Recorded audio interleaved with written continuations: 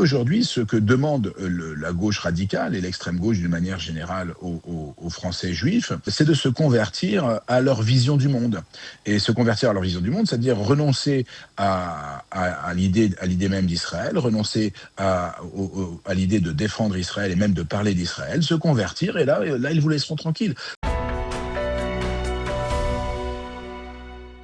Nous avons le plaisir d'être en ligne avec Yanis Roder, directeur de l'Observatoire de l'éducation de la Fondation et de la Fondation Jean Jaurès, que nous interrogeons ce matin sur le malaise antisémite, un malaise qui semble s'installer, qui préoccupe grandement la communauté juive en France, mais pas seulement elle. Yanis, bonjour.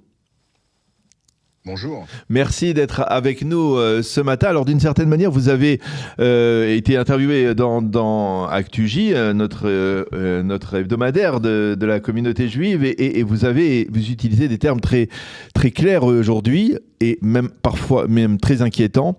Vous dites que pour être accepté aujourd'hui, à Paris, en France, eh bien, un juif doit ouvertement se démarquer d'Israël, pas obligatoirement seulement de la politique de Binyamin Netanyahou, mais de l'État d'Israël en tant que tel?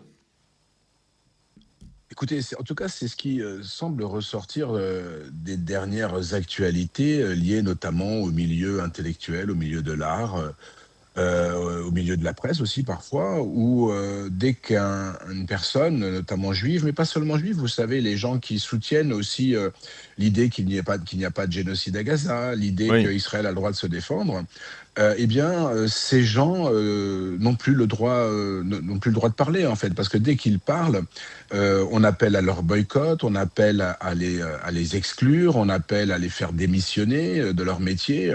Donc il y a vraiment toute une espèce de rouleau compresseur qui s'est mis en marche et qui effectivement touche les juifs dès qu'ils s'expriment ou qu'ils osent s'exprimer sur Israël. Simplement de dire qu'ils ne condamnent pas Israël aujourd'hui, ça devient problématique pour eux. Et puis les amis, ceux que j'appellerais les amis des juifs, qui considèrent qu'Israël a le droit de se défendre et qu'un génocide n'a pas été commis à Gaza.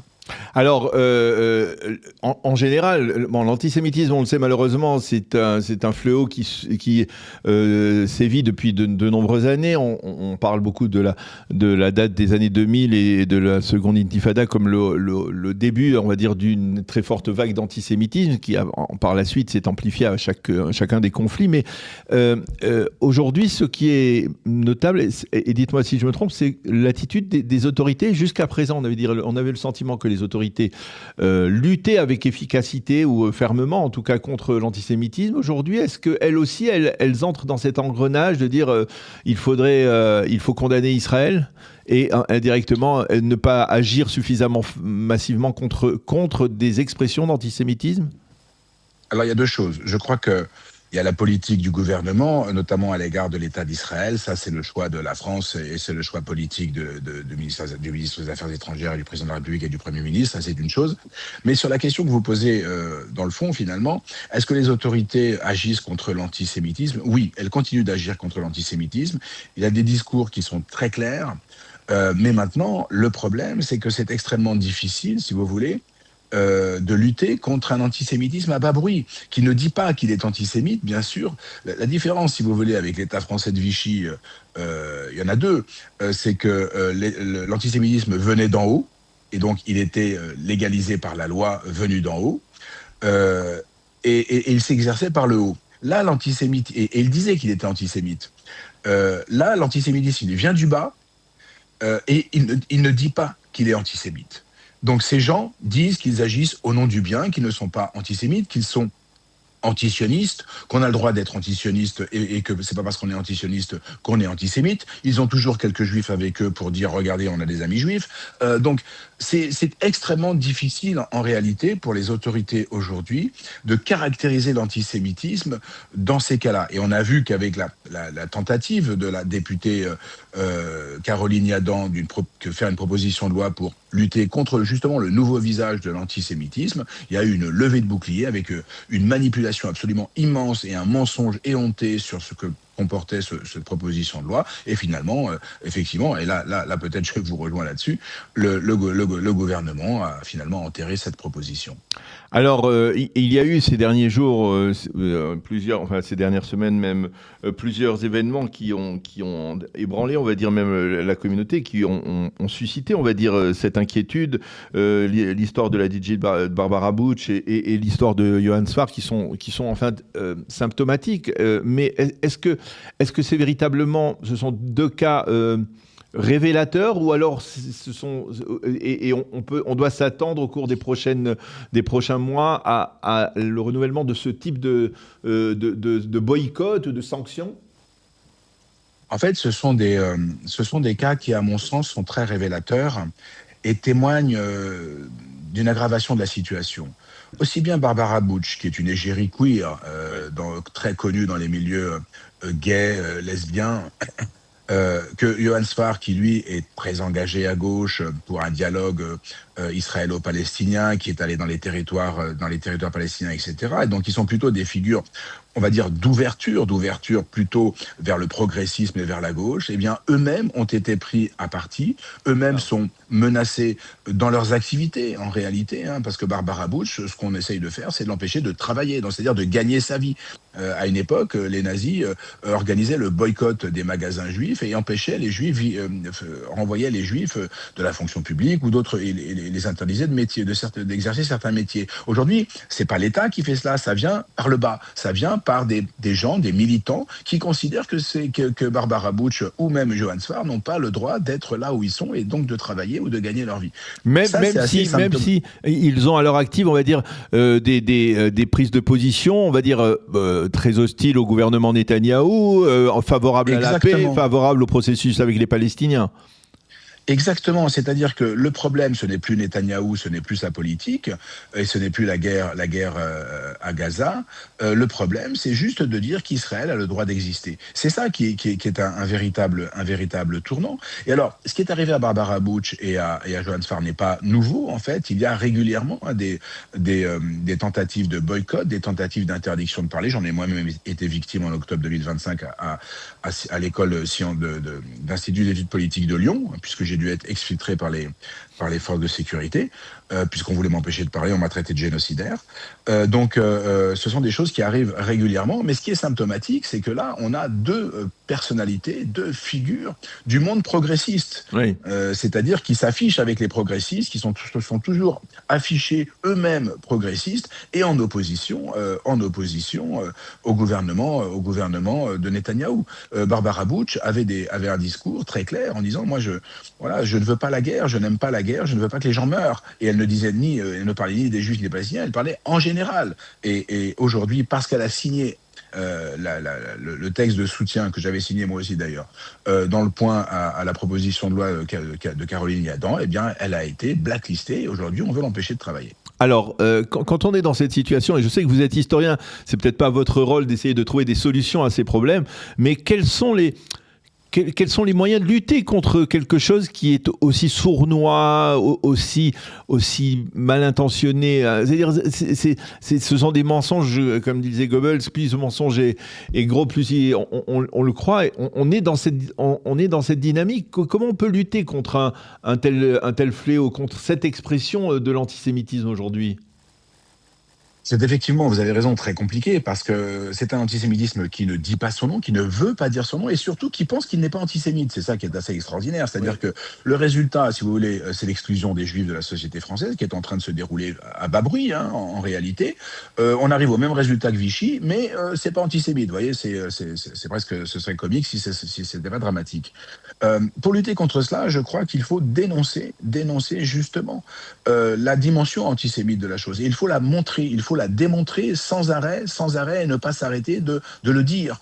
Les gens qui nous disent, notamment les militants LFI, mais non, Mélenchon n'est pas antisémite, mais non, oui. Tel député n'est pas antisémite, etc. Il faut continuer de dire que bien sûr que si, c'est antisémite. Il faut faire la démonstration par le fait, en fait. Si eux essayent de se cacher dans leur discours, par les faits, ce sont les Juifs qu'ils touchent et qu'ils excluent peu à peu de la société française. Oui, mais par les faits, ça ne suffit pas, puisque on est parti d'une biaiserie de tout ce qui s'est passé, par exemple, à Gaza pendant la guerre, c'était soi-disant des faits qui se sont avérés totalement faux, mensongers. Donc, comment on peut, c'est-à-dire répondre à des mensonges par des faits qui peuvent être taxés de mensonges aussi par les ennemis d'Israël ?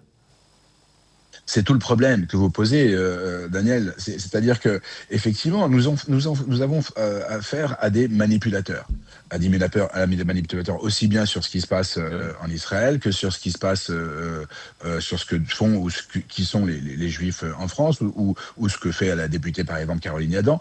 Ce sont des manipulateurs, ce sont des menteurs et ce sont des gens qui cherchent effectivement à mobiliser dans une idée électoraliste sur le dos d'Israël et sur le dos des Juifs.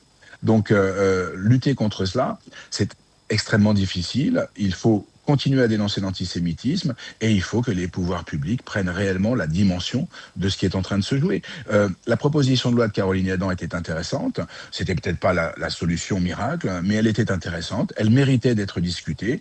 Peut-être que les pouvoirs publics devraient remettre l'ouvrage sur le métier et à nouveau peut-être réfléchir à un projet de loi ou à une proposition de loi s'il vient d'un député pour travailler sur le renouvellement justement du discours antisémite. Et si par exemple le problème, et vous le disiez vous-même, le problème ça vient en particulier par exemple de la légitimité accordée au LFI, à Mélenchon et à tous ses amis, à partir de ce moment-là, est-ce que finalement il n'y a pas une possibilité dans une démocratie israélienne de dire ce parti est toxique, il est nocif, il encourage l'antisémitisme, il provoque une haine au sein de la société française. Est-ce qu'il n'y a pas un moyen de le neutraliser, je sais pas, parce que par exemple en Israël, lorsque le rabbin Kahana a voulu se présenter aux élections, eh bien la commission électorale à l'époque avait invalidé la possibilité de se présenter à des élections parce qu'il avait on va dire une plateforme qui était antisémite, qui était anti-arabe dans le cas précis. C'est-à-dire, est-ce que ça c'est-à-dire finalement, ça serait pas le moyen indispensable pour essayer de neutraliser ce phénomène ? En fait, là vous touchez à autre chose. Il y a le parti, oui. Le mouvement, parce que c'est pas un parti, Oui. et il y a les individus.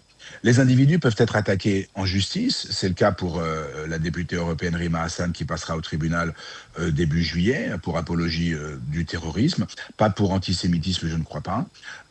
Et il y a des plaintes qui sont régulièrement déposées mais malheureusement qui n'aboutissent pas pour l'instant. Il faut espérer qu'un jour elles aboutissent. Et puis il y a la deuxième chose, c'est le parti, le mouvement politique. Et là, il faudrait que le mouvement fasse, voilà, qu'il y ait des faits qui soient prouvés, des propos qui soient prouvés, de manière à ce qu'ils soient peut-être dissous. Mais ça, là, je pense qu'on en est très très loin. La démocratie française est très est très tolérante vis-à-vis des discours qui aujourd'hui touchent Israël, les Juifs, l'antisionisme, etc. Une dernière question, cette période dans l'histoire de la France, est-ce qu'elle rappelle une autre période ? Est-ce que par exemple elle rappelle la période de l'affaire Dreyfus ou c'est différent ? C'est toujours différent. Non, je crois que c'est toujours différent. Pendant l'affaire Dreyfus, alors d'abord la France était très divisée. Elle l'est aujourd'hui, vous savez. Je crois que Israël et les Juifs n'ont pas que des ennemis en France, loin de là. Mais à l'époque de l'affaire Dreyfus, c'était vraiment les Juifs en tant que Juifs qui étaient visés. Aujourd'hui, si vous voulez, moi je dirais qu'on est plus dans une période qui me rappellerait, période que je n'ai pas vécue bien évidemment, et vous non plus, qui me rappellerait l'époque où pour vivre tranquillement, un Juif devait se convertir. Ah oui. Il devait se convertir au christianisme, il devait se disparaître en tant que juif, et là il pouvait vivre. Alors soit il était marane, soit il était devenu chrétien et il oubliait le judaïsme. En réalité aujourd'hui, ce que demande la gauche radicale et l'extrême gauche d'une manière générale aux Français juifs et aux Français juifs, c'est de se convertir à leur vision du monde. Et se convertir à leur vision du monde, c'est-à-dire renoncer à l'idée même d'Israël, renoncer à l'idée de défendre Israël et même de parler d'Israël, se convertir, et là ils vous laisseront tranquille. Donc je serais plus dans cette comparaison-là que plutôt que dans une comparaison avec l'affaire Dreyfus. Eh bien, Yanis Roder, c'était passionnant de dialoguer avec vous sur ce sujet. C'est pas particulièrement rassurant, mais c'est passionnant d'en parler. En tout cas, merci beaucoup Merci à vous. de nous avoir expliqué ce sujet. Ici, on n'est peut-être pas suffisamment conscient lorsqu'on est en Israël, à Jérusalem. On a d'autres problèmes qui sont d'une autre envergure, mais qui sont aussi importants. Et on n'est peut-être pas assez suffisamment à l'écoute de ce qui se passe aujourd'hui en France et de ces changements qui sont dramatiques. Merci beaucoup de nous en avoir parlé ce matin. Bonne journée, à bientôt. Bonne journée, merci.